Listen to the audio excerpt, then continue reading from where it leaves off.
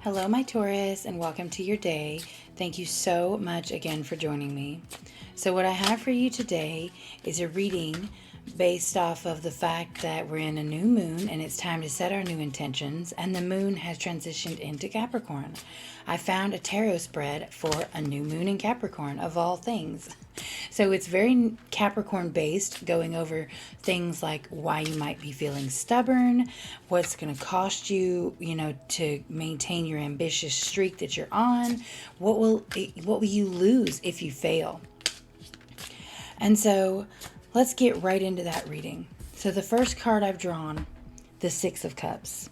The Six of Cups is a card that goes back to natural innocence, this childlike emotional wonder where you're just trying to really stay immortalized in the past. You want to feel the things you felt before. You want to live those emotions again.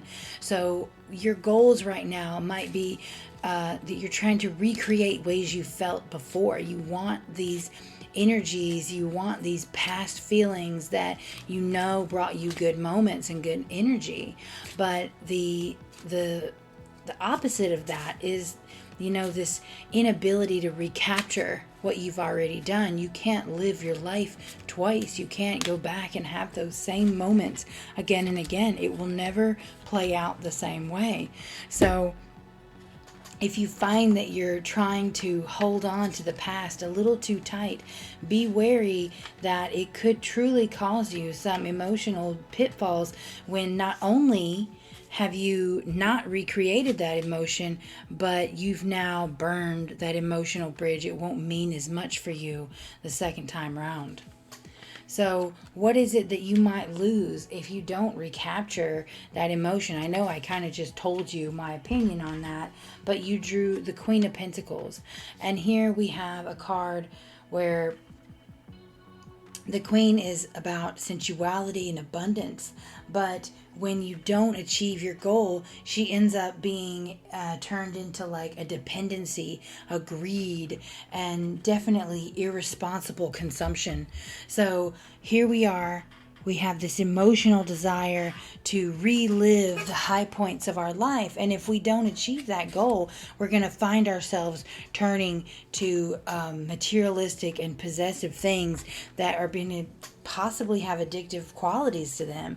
Like, I don't know if it's literally like overspending or drinking or anything along those lines, but there is definitely this aggressive entitlement that will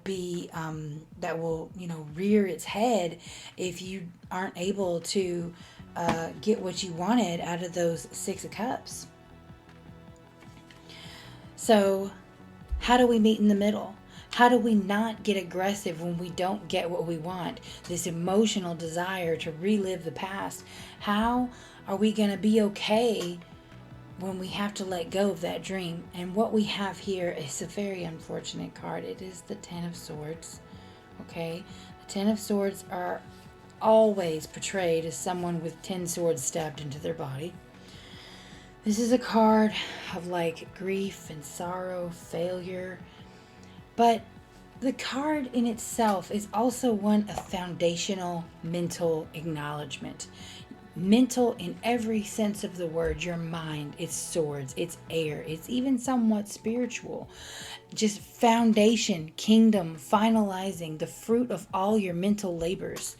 So yes, it can be griefsome, or I don't know how you would say that, to have to acknowledge that you have to move on, to have to live inside your mind and not inside your heart and your emotions. But it's not a bad thing to live in reality. Sometimes it seems like it is, but it's not. It's really not as bad as it seems. You'll gain, a passing kind of acceptance of life. You'll be able to persevere better. There's going to be this gained mental aptitude for success. If you allow yourself to you can want these emotions, you can want these feelings, you can want these past successes, but be aware that it's never going to be the same way twice. You're not going to relive that thought. Even if you were to revisit the exact same moment with the exact same settings 1 year later, it won't be the same. If anything, just because you'll already have an expectation of what's to happen.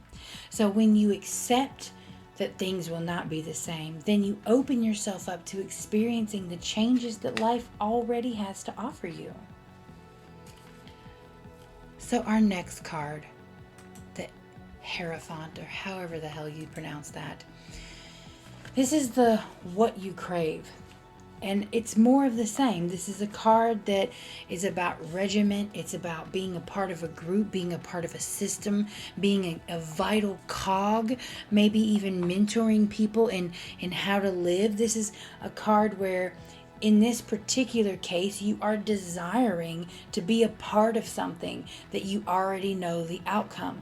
You see this working group, this metaphorical group of individuals working towards a goal. You know what their goal is. You know they're going to be successful. You want to be part of that group. That's the same way. It's just a different way of saying it, but that's the same thought process of you wanting to be a part of something where you understand the outcome. Taurus, I know you're grounded. I know you're real earthy. You are a little more emotional of an earthy card, but your earthiness is making you want this physicalness. And with Capricorn and all these planets being in Capricorn, it's also very, very earthy. You're probably feeling this desire for something you can literally touch, something you can be a part of, something that you can hold in your hand and say, yes, I did that. But if you're being a part of something that you already know how it's going to play out, then your emotional gain is not there. You are not going to gain anything mentally. You might gain some knowledge of a process, but if you're already fairly aware of what's happening, even if you learned something along the way, you still had an expectation of what was going to go on. So beware that you don't just keep finding different ways to have the same outcome, where you're just looking for something that you've done before or you can understand. The compromise really does come within your mind. You need to search for new knowledge. The mental 10, it is the fruit of your tree of life. It is everything that is, difficult and easy, all wrapped up into one, saying, here is the culmination of my life experiences. I can understand your desire to strive for things that, seemed at their best, but I encourage you not to shy away from things that seem difficult or unknown. Ooh, your 5th card. Where have you been stubborn? This is interesting. You drew the moon. The moon card is a wild card, quite literally. It means to me, when I see the moon card, I think of this just really organic, animalistic energy. This wild intensity. I always think of Call of the Wild, where Buck goes back to his natural roots to be a wolf and lead the wolves in their ways. This is also a card of like some sort of a fantasy of seeing things one way and not understanding the reality. There's a deception here, maybe even a little bit of a betrayal, because you're trying to be regimented towards something that's so organic you can't control it. And I mean, like, every single card is just screaming this at you, Taurus. You need to step away from things you're trying to control, either the outcome or the process or the mental gain. So let me just take a moment to bring this back around. We've read all the cards. They all keep screaming the same thing at you. And we are now in the time of the new moon. It is time for us to set new intentions. How can this reading help us to set a new intention? Taurus, please, whatever it is that you set your intention for, and I don't clearly see any one realm. You've got some mental cards going on. You've got a little bit of physical things that might cause you problems. there's no fire here, but maybe it's because you're not full of excess passion right now.